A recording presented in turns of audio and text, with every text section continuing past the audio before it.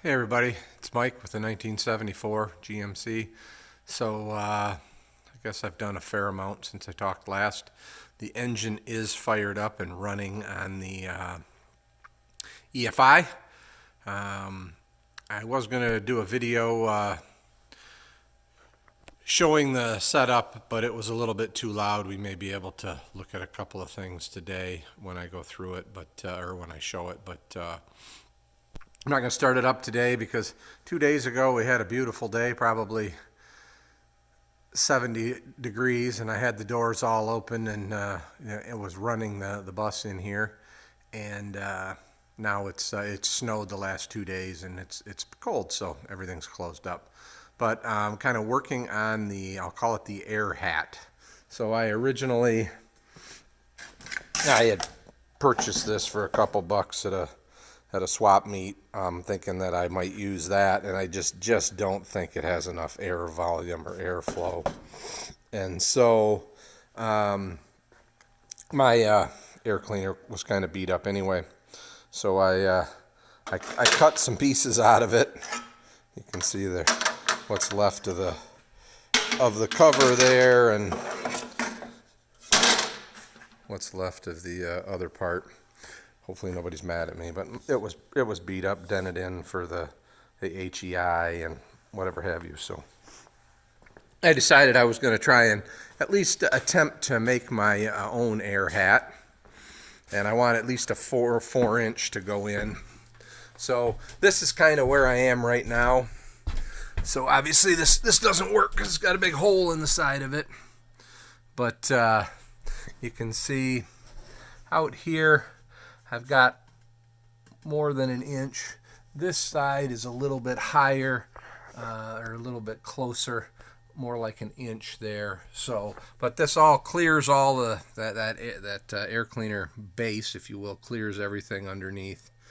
And so, and my plan is to, I realize I have a cut air filter in there. That's not my plan, but that was just to hold space and let me get an idea for size.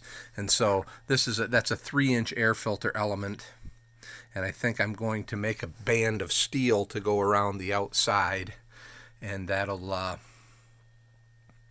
to make my own air hat. And I can close this off, and then I'll put basically a 4-inch inlet and go to a cold air supply, probably out that passenger side, out through there.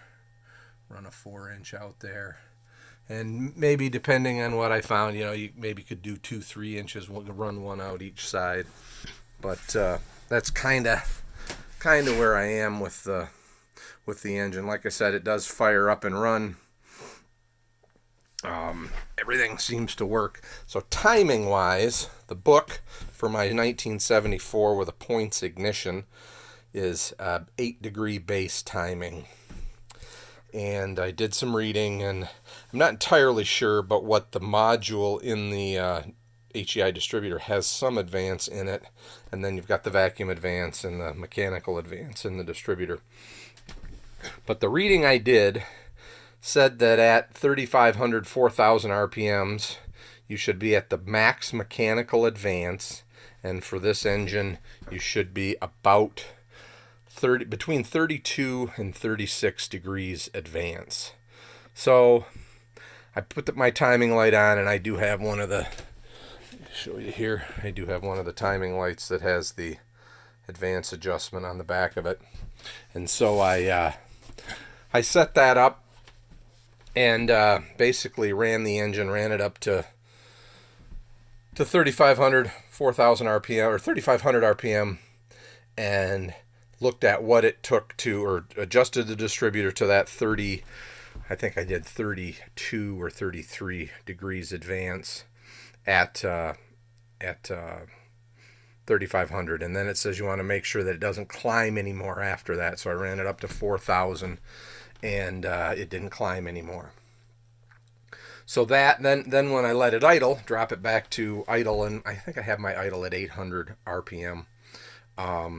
When I let the engine idle, with the distributor vacuum advance disconnected. All of this that I've talked about was done with the vacuum advance disconnected. I have 12 degrees of advance. So I'd kind of like to hear what the community has to say about that, where they think it should be. Now, what I was struggling with last time, and I did have it set at 8 degrees base, when I would run the bus, try to run 70 miles an hour, something like that on the highway, my temperature would creep up.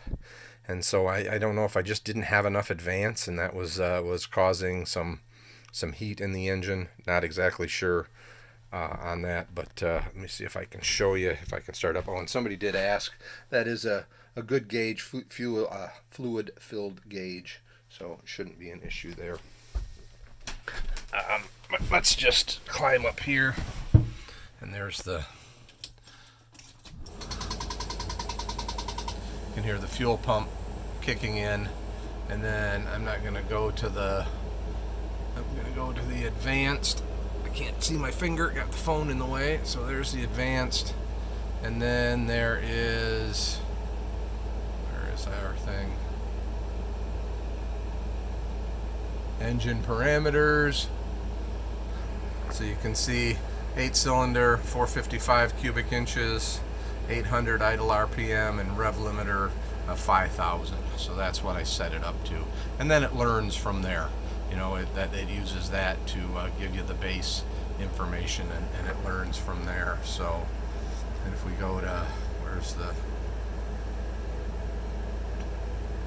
let's see here.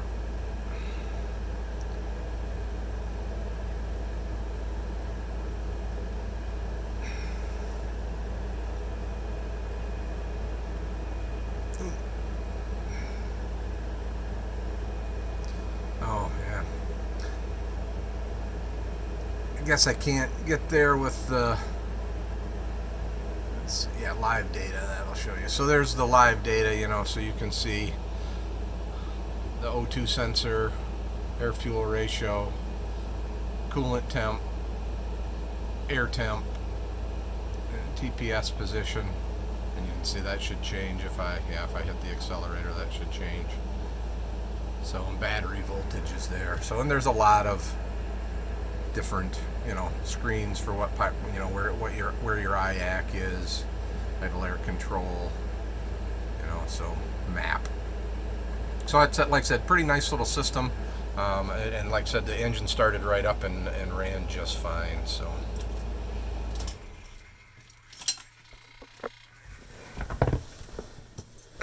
all right.